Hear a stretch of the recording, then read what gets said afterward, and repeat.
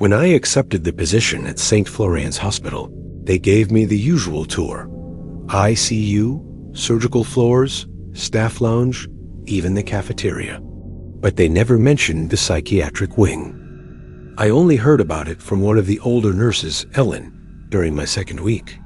"We don't go there anymore," she said, her voice dropping low. "Wing C was shut down a decade ago. Funding cuts. They moved all the patients out, sealed the doors.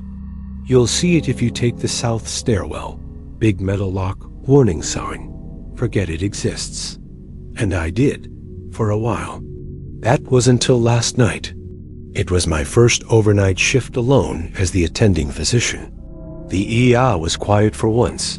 No traumas, no codes, just the hum of the vending machine in the corner. Around 2 a.m., I got a call from security. "Dr. Hall?" The guard's voice crackled over the line. "We've got, movement on the South Wing cameras." I frowned. "South Wing? That's storage."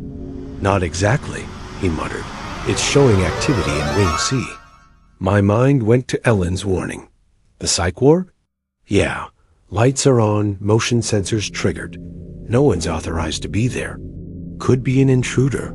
Can you check it out? I could have said no. Should have said no.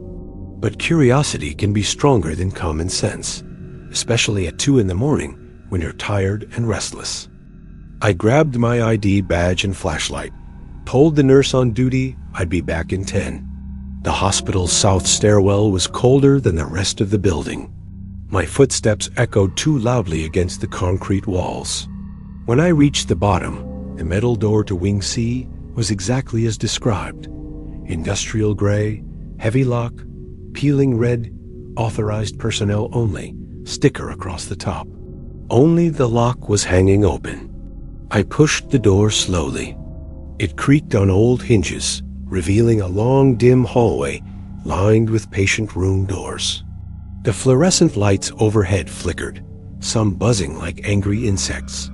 I stepped inside, the smell of dust and something faintly medicinal hitting me all at once. The air felt thicker here, heavier, like it hadn't been disturbed in years. That's when I saw it. Halfway down the hall, to my right, there was a door I didn't remember from the building's blueprints. It was older than the others, with a brass handle instead of a hospital lever, and a narrow frosted glass window that glowed faintly from within. I froze. Every other room was dark, and then something moved under the door. A shadow, sharp and deliberate, crossing from one side of the room to the other. The air turned colder. My grip tightened on the flashlight. I told myself it had to be a trick, a draft, a flicker of light. But the shadow paused, as if it knew I was there. Then, slow and smooth, it moved back toward the door, and stopped just on the other side. I lifted the flashlight and let the beam crawl over the frosted glass. The glow behind it wasn't constant. It pulsed, faint as a tired heart. Something shifted again. A crisp, unmistakable scythe of shadow, like a heel pivoting on linoleum. "Security, are you seeing this?" I whispered into my radio. Only static answered. Then, buried in the hiss, my own voice. "Not now, but ahead of me by a few seconds." "Don't." The transmission cut off before I could hear the rest. The brass handle was colder than the hallway air, as if the metal had been packed in ice. I wrapped my fingers around it. Locked, my palm left a pale fog print that faded as I watched. Behind me, a door across the hall swung inward with a soft sigh. I spun. Room C12, a treatment room, if the old signage could be trusted. No lights, yet it was bright enough to see dust glittering in the air. I stepped inside, letting the hallway door fall almost closed. The space felt recently used in a way that didn't match the dust. A rolling stool set at a neat angle beside the exam table, a pen uncapped on a metal tray, a ceramic sink with a drip frozen mid-fall. On the counter lay a single patient chart, edges crisp, paper stark white against the yellowed laminate. Admit time, 2:06 a.m. tonight. Attending, Halle MD. Ink bled slightly where my name had been written, as if it hadn't fully dried. I touched it, the blue smeared beneath my thumb. I looked up at the wall clock. 2:14. The second hand ticked, jerked, stopped, ticked again, never an even pace. When I glanced back, the chart's admit time had changed. 2:14 a.m., as if the paper obeyed the clock. Cute, I muttered, aiming for bravado and landing somewhere near hoarse. Something nudged the door behind me. Not a draft, a pressure, deliberate and slow. I set the chart down and returned to the hall. The frosted glass door now stood open by a single inch, the light inside a thin blade across the floor. From the gap came a scent I couldn't place at first. Coolant? Old wiring? Underneath, the chalky sweet of disinfectant. I pushed the door with 2 fingers. It swung inward without a sound.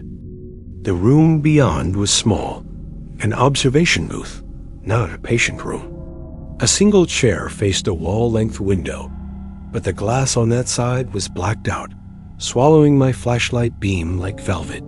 On a narrow desk sat a reel-to-reel tape recorder, the kind I'd only ever seen in documentaries. Its spools turned slowly, though the power cord dangled loose, cracked prongs inches from an outlet. The red rec light glowed. A manila folder waited beside it, stamped with Interview 7. Inside were lined pages filled with my handwriting, neat, diagonals tight, the way I've written since residency, but not my words. Subject demonstrates anticipatory responses. Subject answers questions I have not yet asked. From the ceiling, the intercom popped. The speaker was ancient, a metal grill furred with dust. A woman's voice bled through the static, soft as a lullaby. Dr. Howell? I swallowed. Who is this? A pause long enough to hear my own heartbeat. You're late. Late for what? For the door, she said. It won't be polite much longer. The booth light dimmed as if something on the other side of the blacked window had stepped closer. The tape recorder's reels quickened, cloth ribbon whispering over its path. On the page beneath my hand, fresh ink bloomed letter by letter. Don't stand in the threshold. The hallway behind me went colder. Through the cracked door, a shadow pooled across the floor, long and thin, stopping precisely at the line where tile met threshold. It waited there, patient, like a dog that knew its name. The intercom clicked again, this time with my voice, a perfect, tired copy. Don't. A brass handle turned from the inside. The handle twisted just enough for the latch to click, then stilled, as though the thing on the other side wanted me to know it could open the door, but chose not to. I backed away from the threshold, my shoes whispering over the dusty floor. The shadow withdrew, sliding out of sight like water down a drain. I wanted to breathe easier, but the air felt denser, heavier in my lungs, as if the whole wing was holding its breath with me. The tape recorder stopped. Silence swallowed the room. Then, with a shiver of film, the reels spun backward. The reek light flickered to playback. My voice poured from the speaker, not the words I'd just spoken, but ones I hadn't yet said. If you follow it, you won't come back. The playback ended in a soft pop. I left the booth, keeping my eyes on the hallway. Every door on the right side was closed. On the left, several stood ajar, their darkness somehow thicker than the unlit corridor. The glow from the frosted glass room was gone. Its window now showed only the warped reflection of my flashlight. Halfway down, something caught my eye. A faint shimmer of movement at floor level. I crouched. A fine trail of wet footprints, bare and narrow, glistened on the tiles. They led from one of the open doors toward the far end of the hall. The prints were still forming. I stood slowly, forcing myself forward. As I passed the open room, my peripheral vision caught a shift, a hanging restraint swaying gently, though no air moved. The leather strap creaked with each sway, a slow pendulum marking time in this place that seemed to have none. At the corridor's end stood another door, unmarked, its paint a shade darker than the rest. The footprints stopped just in front of it, vanishing into dry tile. No smudge, no fade, just gone. I reached for the handle, half expecting it to be frozen like the others. Instead, it was warm. Too warm, like skin fevered under a palm. A faint vibration traveled up my arm from the contact, a low hum, almost a purr. I pressed my ear against the wood. Inside, I could hear a faint ticking, but not from a clock. It was uneven, stuttering, like fingernails tapping a metal tray. Something brushed the other side of the door exactly where my head rested. A slow drag from crown to chin. My stomach tightened. I stepped back. The humming rose a pitch, vibrating the floor under my feet. Then, without warning, the overhead fluorescents all down the hall buzzed to life, flooding the wing in pale light. Every door, every single one, was now open. From deep within the unmarked room came a voice, not male, not female, but something in between, speaking in a calm, measured tone. "Dr. Hale, you've been expected. The others will want to see you now." The humming stopped. In the sudden stillness, I realized there was no way back down the hallway. Not because the path was blocked, but because my legs refused to turn in that direction. Some unseen gravity pulled me toward the dark beyond the threshold. I took a single step forward, and the door closed behind me without a sound. The first thing I noticed was the air, warmer than the hallway, but stale, like a room sealed too long. The second thing was the light. It didn't come from overhead fixtures, but from a dull, sourceless glow that seemed to seep from the walls themselves, casting everything in a faint amber haze. The space beyond the door was much larger than I expected. It wasn't a single room, but an entire corridor stretching in both directions, lined with patient rooms identical in layout, yet subtly wrong in detail. Some doors were crooked in their frames. Others had numbers that seemed scratched in by hand instead of stamped metal. The floor beneath me was linoleum, but it gave under my weight as though something soft lay underneath. I fought the urge to lift a tile. Somewhere down the left hall, I heard movement, not footsteps exactly, but the shuffle of weight, accompanied by a soft dragging sound. I turned right instead.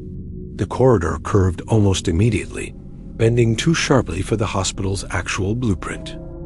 I passed a nurse's station, its counter coated in a fine layer of dust. The computer monitor on the desk was an old CRT model, its green screen glowing faintly despite not being plugged in. Words scrolled slowly across it. "All patients are stable," the phrase repeated, line after line, each slightly misaligned from the last. On impulse, I glanced at the clipboards hanging on the wall. Each bore my name as attending physician. The admission dates were all different, spanning decades, yet every discharge line was blank. I moved on, pulse drumming in my ears. The further I walked, the more the architecture warped. The ceiling dropped lower. The amber glow deepened to orange. The hallway narrowed until my shoulders nearly brushed the walls. Then I saw him. At first, I thought it was a man standing at the far end, his face turned toward me. But as my eyes adjusted, I realized he was inside one of the rooms, visible through a narrow observation window. He wore a faded hospital gown, his skin an unhealthy gray, his head tilted slightly, as if curious. I should have looked away. Instead, I stepped closer to the window. His mouth moved, forming words I couldn't hear. Then, as though realizing I couldn't understand, he raised his hand and began to write in the condensation on the inside of the glass. The letters came slow, shaky, but clear enough. "You can't leave." The glow behind him flickered. For a fraction of a second, The room was pitch black, and in that darkness, more figures stood around him. Not patients, not staff. Their shapes were too long, their faces too smooth. The light returned, and the man was gone. The condensation remained, the message half faded. From the other direction came the faint shuffle again, closer now. The dragging sound had weight, like something heavy pulled across the floor. I turned toward it before I could talk myself out of it. The corridor was empty. Then, behind me, the window glass flexed inward as though something had pressed against it from inside. Not a hand. A face, featureless except for the outline of a mouth that moved in a slow, deliberate pattern. No sound reached me, but I could read the shape of the words. It was my name. And it wasn't the first time it had said it. I forced myself to turn away from the window, but the sound followed. A faint, wet tapping, like fingertips on glass, keeping pace with my footsteps. The corridor forked ahead, one path sloping slightly down, the other curving back toward the amber light. Without deciding, I found myself taking the slope. The walls here were different. They were covered in a grimy, textured wallpaper, the kind that hadn't been in style since the 1960s. My shoulder brushed it once, and I felt something soft give beneath the surface. Not hollow, but not solid either, as if there was space between skin and bone. At the bottom of the slope, I came to a wide, double-door entrance. Above it, a metal plaque read records and letters, so tarnished they looked burned. One of the doors hung slightly open, revealing darkness within. I pushed it and stepped inside. The smell hit first. Old paper, mildew, and something sharper, like antiseptic gone sour. The beam of my flashlight swept across towering shelves packed with file boxes, their edges warped from damp. On a central table lay a single folder, clean and dry, as if it had been placed there moments ago. My name was stamped on the tab in block capitals. No first name, no middle initial, just Hi. I opened it. Inside were hundreds of pages, each bearing a different date, but all documenting the same patient. Subject exhibits anticipatory cognition. The notes described actions I hadn't taken yet, conversations, decisions, even meals I would eat. The last page was blank, except for a line at the bottom. Admission complete. Discharge pending. Behind me, something shifted. A faint scrape of wood on tile. I turned the flashlight and saw a ladder leading to a narrow loft above the shelves. The rungs were slick, almost greasy under my fingers as I climbed. At the top, the loft held only a small desk and a reel of microfilm beside an old reader machine. The screen glowed faintly before I even touched it. I sat and began to crank the reel. Images flickered past. Patient rooms, hallways, faces I didn't recognize. Then my own face filled the screen. I was standing in this very loft, wearing the same clothes, the same expression I wore now. In the footage, I turned toward the camera and smiled. The real me didn't smile. My heart hammered. On screen, my double reached into his coat pocket and withdrew something small and metallic. He leaned closer to the camera, placing the object directly in front of the lens. The image blurred, then resolved into a brass key with the number 7 engraved on it. A metallic clink sounded beside me. I looked down. The exact same key lay on the desk. The footage kept rolling. My double-mouthed words, slow and deliberate, before turning away and disappearing into the shadows. I didn't need the sound to understand what he'd said. Don't let it out. Somewhere deep in the stacks, a box slid from a shelf and hit the floor. The sound was followed by the unmistakable rustle of paper, as if something inside was moving on its own. The sound of rustling paper grew louder, no longer confined to a single box. It spread like a ripple through the rows of shelves, moving closer, each shuffle followed by the faint thud of something dropping from a higher level. I pocketed the brass key without thinking and aimed my flashlight toward the farthest aisle. The beam caught dust swirling, but nothing else. Still, the rustling persisted, a dry, urgent sound, as if dozens of hands were flipping through thousands of pages at once. Then, silence. I took one step toward the noise. A file box directly ahead slid halfway out from its place on the shelf, stopping just before it would fall. The cardboard bulged at the sides, as though something inside was pushing outward. I reached for it, my fingertips grazing the lid, and the box shuddered violently. A tear split down the center, spilling papers onto the floor. The sheets were blank at first glance, but when I lifted one into the light, letters bled up from the fibers, forming words in real time. Dr. Hall enters the records room. Dr. Hawley opens the box. Dr. Hall does not leave. The next page shifted beneath my fingers, the ink dragging itself into new lines. Correction, drive, Hawley leaves. The door does not. A dry, papery whisper drifted from behind me. Key. I spun, flashlight sweeping over the shelves. Nothing, but the voice came again, stretched thin like it was pulled through miles of wire.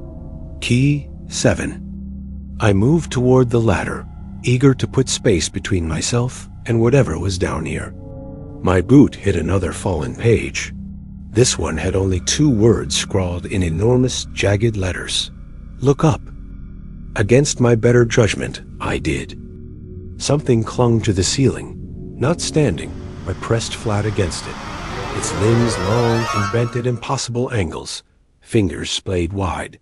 The skin was the color of old paper, crisscrossed with ink-like veins. Its head turned toward me with a slow, deliberate tilt. One of its hands uncurled, and between 2 unnaturally long fingers dangled a matching brass key. The thing dropped it. The key hit the floor without a sound. I backed toward the ladder, but when I reached it, the rungs were missing, replaced by blank, white pages bound together in tight stacks, stretching up into the loft. The paper pulsed faintly, like something was breathing just beneath the surface. From above, I heard the crank of the microfilm machine. The reel turned on its own, and the screen flickered to life. My double was back, sitting at the desk, staring directly into the camera. This time, he spoke in a low, steady voice that somehow filled the entire records room. You opened the wrong file. The ceiling creature shifted, inching along the wall toward me.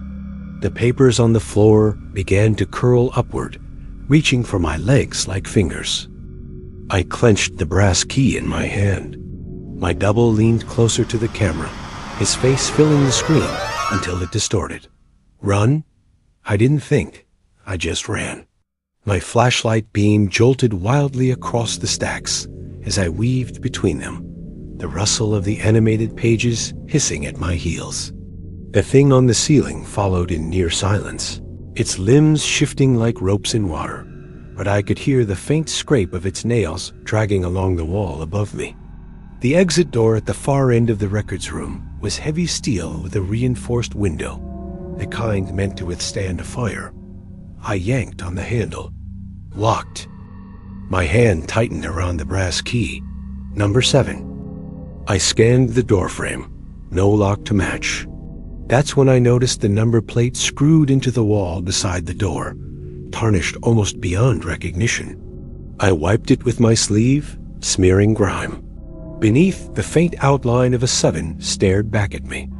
A lock was hidden low, near the baseboard, small enough to miss unless you were looking. I dropped to my knees, jammed the key in, and turned. The lock clicked, but the door didn't budge. Above, the ceiling thing stopped moving. I felt it looking at me, the air thickening with its focus. The papers around my feet began to curl upward again, brushing my ankles like they were tasting me. I twisted the handle again, harder this time, and the door gave, but only an inch. A gap wide enough for a sliver of cool air to touch my face. The smell of antiseptic drifted through, clean and sharp, like the rest of the hospital beyond. The creature hissed, not with breath, but like 1,000 sheets of paper being torn at once. I shoved my shoulder into the door, forcing it open wider, and then I saw it. Not the hallway, not safety. Room 7. It wasn't part of any floor plan I'd seen. The walls were padded, their cream fabric stained dark in uneven blotches. In the center of the floor sat a single metal chair bolted down, straps hanging loose. Above it, a bare bulb swayed gently, casting long, spinning shadows. I turned back toward the records room, but the steel door slammed shut behind me, the sound echoing off the padded walls. The key was gone from my hand. The bulb overhead flickered twice, then steadied. That's when I noticed the sound, soft breathing, somewhere in the room. I scanned the corners, but there was nowhere for anyone to hide. The breathing grew louder, ragged, like lungs struggling. My own breath began to match it without my permission, my chest tightening in sync with the unseen rhythm. A whisper came from directly behind the chair. "Dr. Hall," I froze. The straps on the chair lifted slightly, curling as if reaching toward me.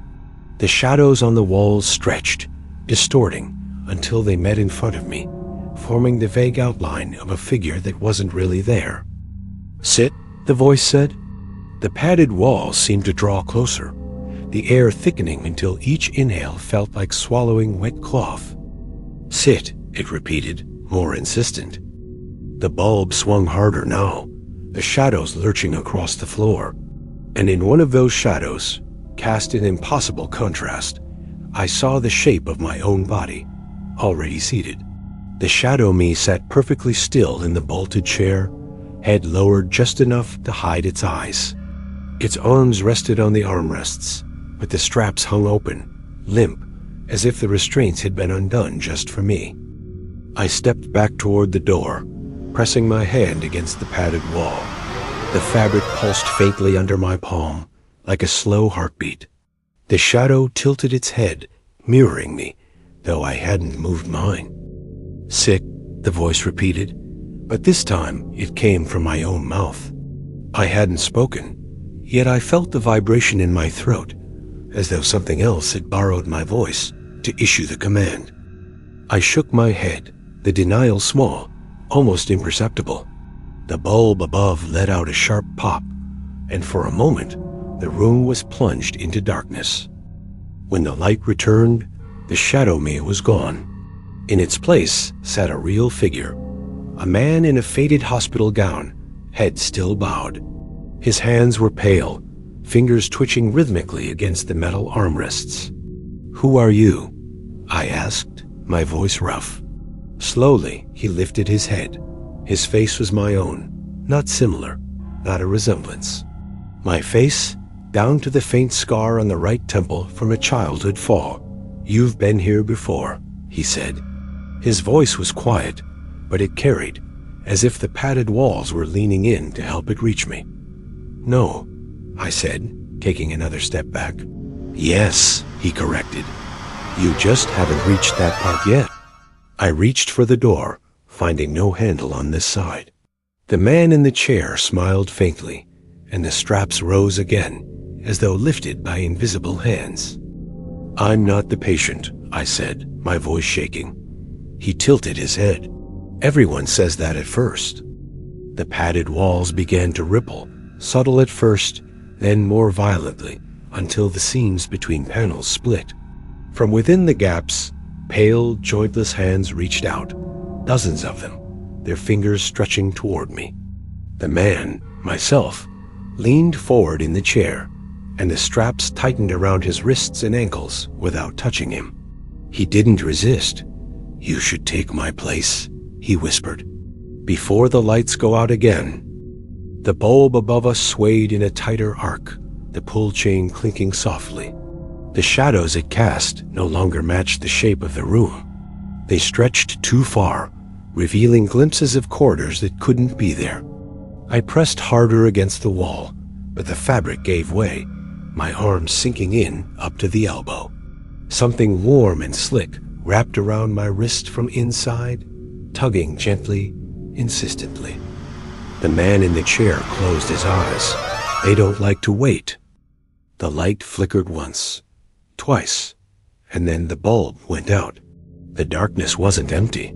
It pressed in from every direction, thick and warm, as though the padded walls had dissolved into something alive and close.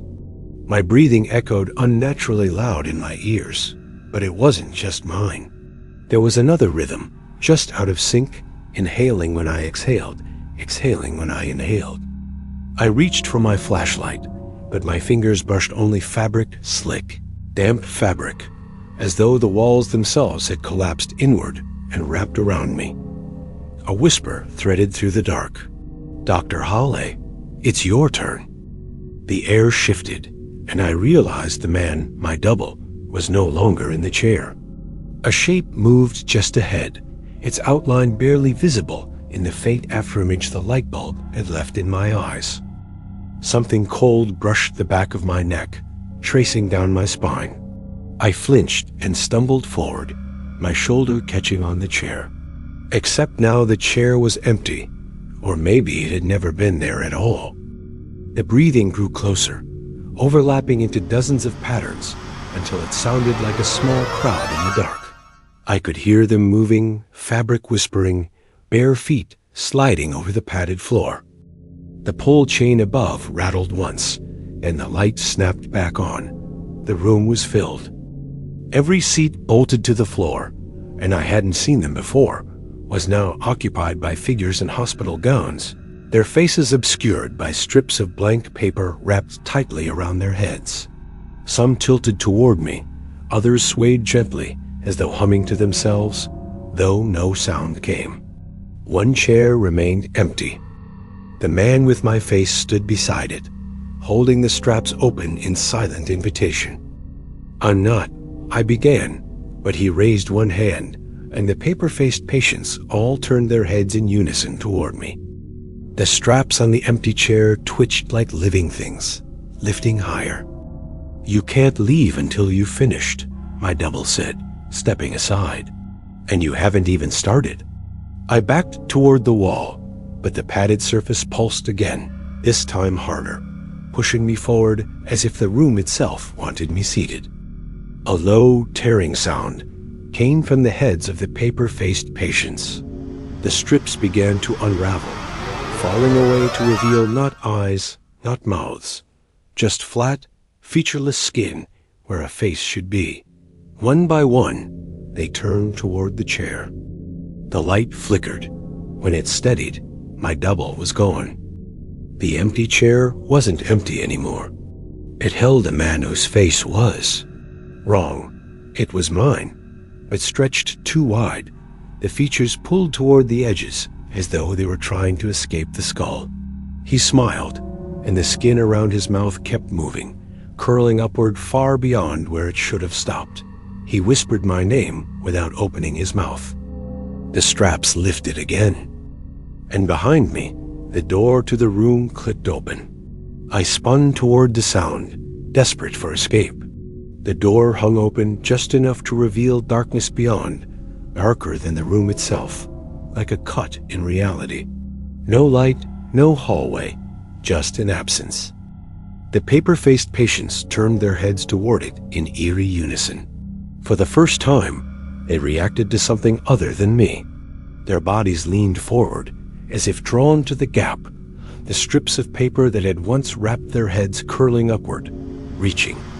The man in the chair, the stretched version of me, tilted his head, his too wide grin fixed, unblinking.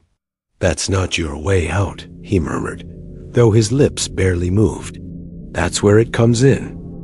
Before I could ask what he meant, a faint sound drifted from the darkness beyond the door. Slow, deliberate footsteps. The patients froze, their bodies trembling slightly. One by one, they began to hum, a low, atonal vibration that rattled in my chest. The padded walls quivered in time with the sound.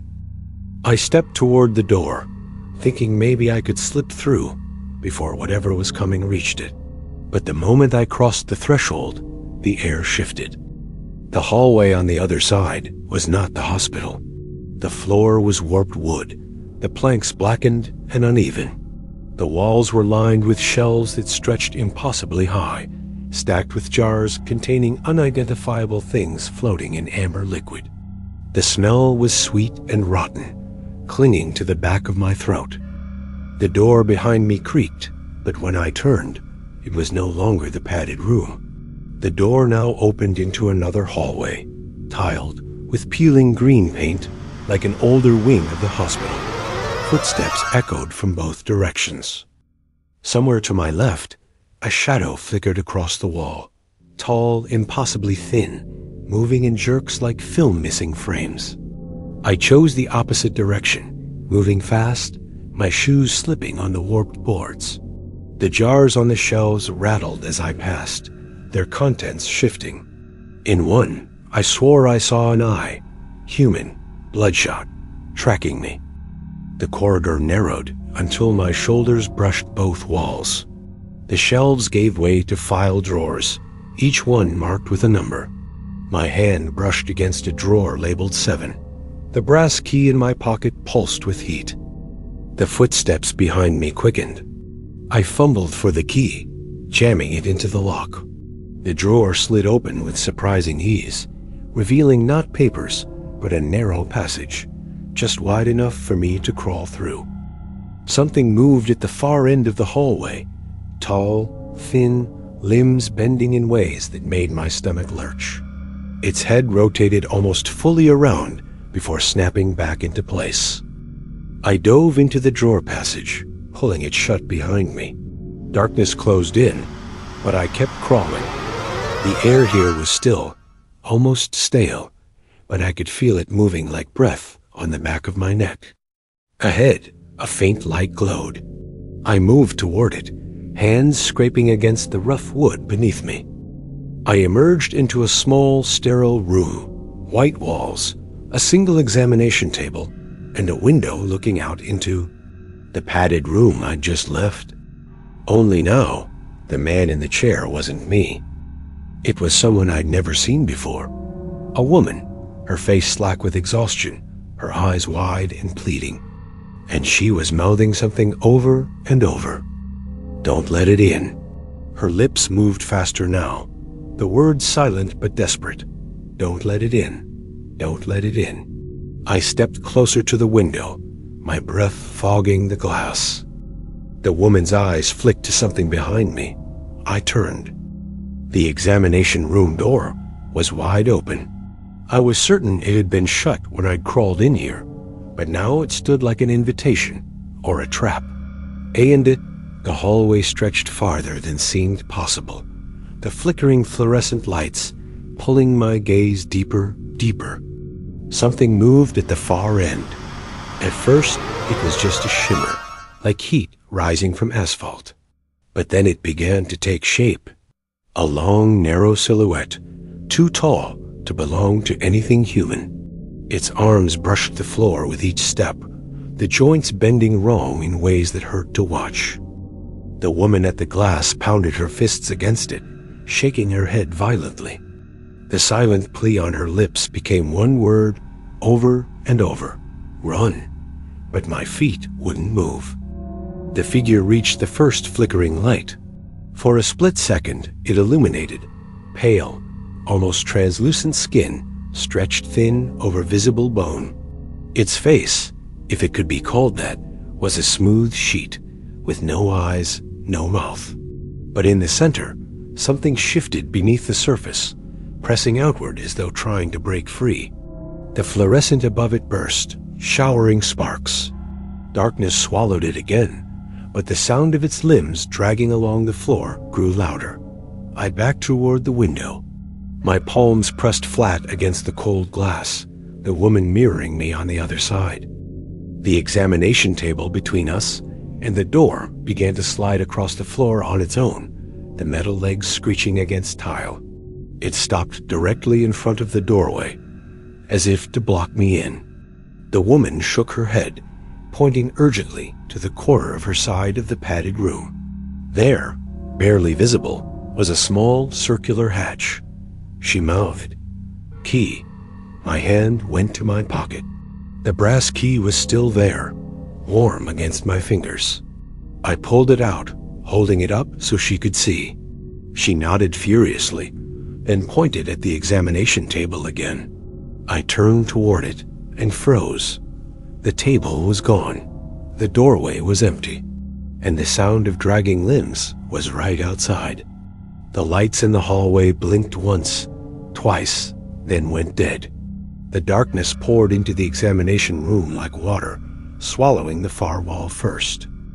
The woman's hands slammed against the glass again, harder this time. Her mouth formed the words "behind you" just as something cold and impossibly thin wrapped around my ankle. I looked down. A hand, if it was a hand, slid up my leg, the skin paper-thin and gray, fingers far too many to count. The grip was soft at first, then unyielding. The woman's face changed, not fear now, but sorrow. The lights snapped back on for a single heartbeat, enough for me to see that the smooth surface of the creature's face was now pressed directly against the glass beside hers, stretching the skin outward until faint cracks formed. And then the bulb overhead shattered, plunging everything into black. The grip on my ankle yanked hard, pulling me off balance. My palms slammed against the cold tile, a shock running up my arms. I kicked instinctively, but the thing's hold didn't loosen. If anything, it tightened, dragging me toward the open doorway. The woman pounded on the glass, her face wild with urgency. She pointed at the key still clutched in my hand, then toward the small hatch in her corner. I understood. She wanted me to find whatever was beyond that hatch. But between me and her was a wall of glass, and between me and the hallway was it. My free foot connected with something solid. The creature made no sound, but the grip shifted just enough for me to twist. Lurching toward the examination table's far side, the doorframe loomed beside me, the darkness beyond rippling like liquid. I could feel the cold radiating from it, a deep, bone-level cold, the kind that feels older than air. I crawled to the corner of the room, searching frantically for any seam in the wall. My fingers found one, a circular outline barely wider than a dinner plate, the metal chilled and slick under my touch. The key slid in easily, too easily. When I turned it, the hatch swung inward with a faint hiss, revealing a tunnel no larger than a ventilation shaft. The air inside was dry and smelled faintly of dust and iron. Somewhere far down, a pale light flickered. Behind me, the dragging sound grew sharper, not just from the doorway now, but from the ceiling. I glanced up. Two impossibly long arms reached down from the dark above, their hands splayed open, fingers so thin they quivered in the stale air. The woman slammed her palms against the glass again, mouthing one last word. Go. I didn't hesitate. I shoved myself into the hatch, scraping my shoulders against the tight metal walls. The cold fingers swiped at my back, catching the fabric of my coat and tearing it, but not pulling me out. I crawled faster, the metal groaning faintly under my weight. The flickering light ahead grew brighter, pulsing in time with my heartbeat. Something tapped against the outside of the shaft, a slow, deliberate knock that followed me as I moved. Left side, then right, then directly above, as though the creature was keeping pace along the outside. I kept going until the tunnel opened into a small chamber, no bigger than a closet, with walls covered in peeling hospital green paint. In the center sat a single filing cabinet. It had only one drawer, numbered 7. My hand shook as I slid the key in again. This time, the lock resisted, grinding in protest before giving way. Inside wasn't paper. It was a mirror, and in that mirror was the padded room, empty now, except for the chair that was no longer bolted to the floor, the one that was facing me. The chair was wrong. It shouldn't have been able to move. Those bolts had been driven deep into the concrete floor. Yet in the mirror, it sat perfectly centered in the room, facing me like it had been waiting all along. The padding was torn in places, dark stains seeping into the stuffing beneath. Then it began to turn, slowly, deliberately, as though an unseen hand was spinning it toward me. When it stopped, there was someone sitting in it, not me this time. It was the woman from the padded room, the one who had been pounding on the glass. But her hands were limp in her lap now, her head tilted to one side at an unnatural angle. Her eyes were open, but they didn't move. Behind her, the padded walls seemed to swell and contract, breathing. The seams bulged outward, splitting to reveal glimpses of something pale and moving underneath. I took a step back from the filing cabinet, but the mirror's reflection didn't change. I was still in it. Only now, in the mirrored room, I was standing behind the chair. I spun around in the real chamber. No chair, no woman. Just peeling green paint and that awful metallic tang in the air. When I looked back into the mirror, the me on the other side was moving.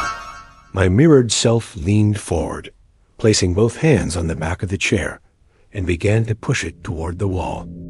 The padded wall absorbed it like a sponge taking in water. The woman's body sank into the surface without resistance, until only the top of her head was visible.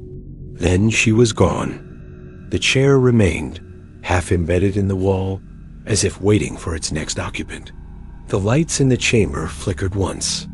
The knock on the metal shaft outside returned, but faster now, moving toward the opening I had crawled through. My mirrored self turned to face me directly and smiled. The glass of the mirror began to warp, rippling like the surface of a disturbed pond. My reflection stepped forward, one foot reaching the surface, the glass stretching around his leg without breaking. I stumbled back, hitting the wall. The air in the chamber thickened, every breath harder to take. The filing cabinet groaned, metal bending outward as the mirror bulged into the room. My reflection's hand pushed through, fingers brushing the peeling paint beside my head. They were cold, too cold.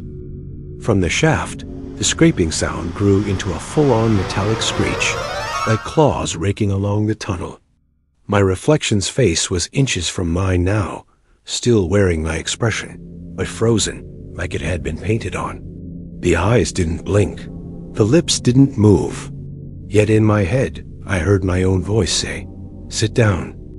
And behind him, in the padded room, the chair turned toward me again.